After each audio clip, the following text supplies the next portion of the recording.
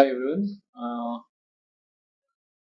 నేను doctor Shashikant Madhu, senior consultant, cosmetic and plastic surgeon, Yashoda hospital Somajiguda branch నుంచి. Today ఇవాళ నేను ఒక స్పెసిఫిక్ టాపిక్ గురించి మన అవేర్‌నెస్ మన ఆహ్, వరంగల్ చుట్టుపక్కల ఉన్న ప్రజలందరికీ ఒక స్పెసిఫిక్ టాపిక్ ప్లాస్టిక్ సర్జరీలో ఒక స్పెసిఫిక్ పీడియాట్రిక్ పిల్లల్లో మనకి రకరకాల ఇంజురీస్ కానీ డిఫెక్ట్స్ కానీ ఎలా మనము అడ్వాన్స్డ్ లేటెస్ట్ టెక్నిక్ యూజ్ చేసి మనము రీకన్స్ట్రక్షన్ అండ్ కాస్మెటిక్ డిఫెక్ట్స్ ని ఎలా రీకన్స్ట్రక్ట్ చేస్తాము అనే దాని గురించి ఒక అవేర్నెస్ క్రియేట్ చేద్దామని ఈ ప్రెస్ మీట్ పెట్టాను. సో ఎలా ఉంటుందంటే చిన్నపిల్లల్లో ఈ మధ్య కాలంలో because of high speed accidents వల్ల కానీ ఆర్ బర్న్స్, అంటే ఇప్పుడు ఆహ్, ఆహ్, వాళ్ళు యాక్సిడెంటల్ గా కాల్చుకుంటాం కానీ వేడి నీళ్ళలో పడిపోవటం కానీ వేడి వేడి నీళ్ళు మీద పోసుకోవటం కానీ అలా, లేకపోతే పుట్టినప్పుడు డిఫెక్ట్స్ ఉంటాయి లైక్ గ్రహణం మొర్రి ఆర్ వేళ్ళు చేతులు కాళ్ళు కానీ చేతులు వేళ్ళు క- కలిసిపోయి పుట్టడం, కలిసి ఉండి పుట్టడం కానీ అలాగే ఇప్పుడు కొన్ని కొన్ని కొన్ని క్యాన్సర్స్ చిన్నపిల్లల్లో క్యాన్సర్స్ కొంచెం రేర్ ఉంటాయి కానీ కొన్ని క్యాన్సర్స్ అలాగే మెయిన్ ఇంపార్టెంట్ యాక్సిడెంట్స్ బాగా పెరిగిపోయాయి పిల్లల్లో కూడా. ఇప్పుడు ఫర్ ఎగ్జాంపుల్ ఉదాహరణకి నేను ఒక 6 months బ్యాక్ మేము ఒక 1.5 year old కిడ్ ట్రాక్టర్ కాలి మీద నుంచి వెళ్ళిపోవడం వల్ల ఆ కాలు సో దాన్ని మనం ఆ కాల్ని మళ్ళీ రీకన్స్ట్రక్ట్ చేసామన్నమాట. So it's just 1.5 year old. So ఇట్లాంటి ఇంజురీస్ పెరిగిపోవడం వల్ల మనకి ఒక దీనిని కూడా మనం రీకన్స్ట్రక్ట్ చేయొచ్చు.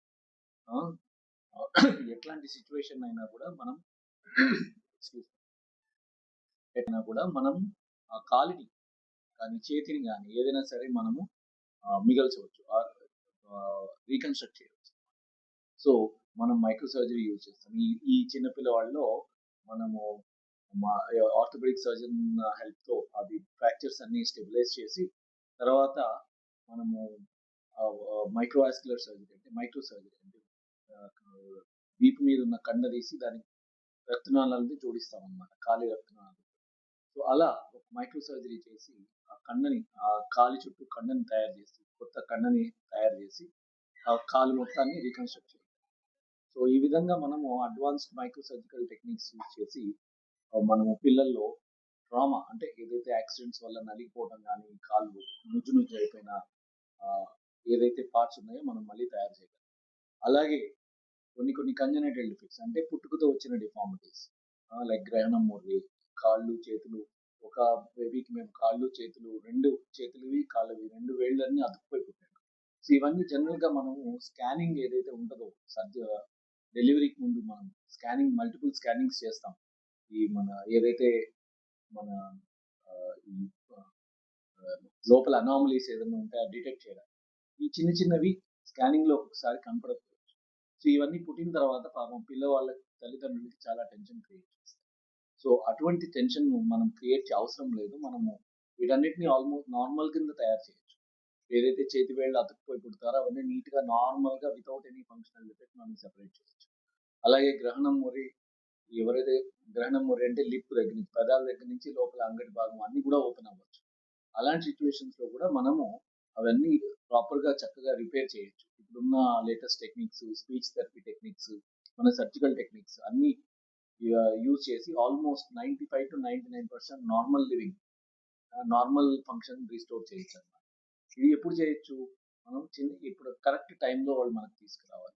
ఆ గ్రోత్ ఫేజ్ బిగిన్ అయ్యే ముందే ఎస్పెషల్లీ గ్రహణం మూడు ఏదైతే ఉంటుందో అది 3 నెలల వయసులో ఫస్ట్ సర్జరీ స్టార్ట్ చేయాలి. 3 నెలల వయసు నుంచి స్టార్ట్ చేయాలి.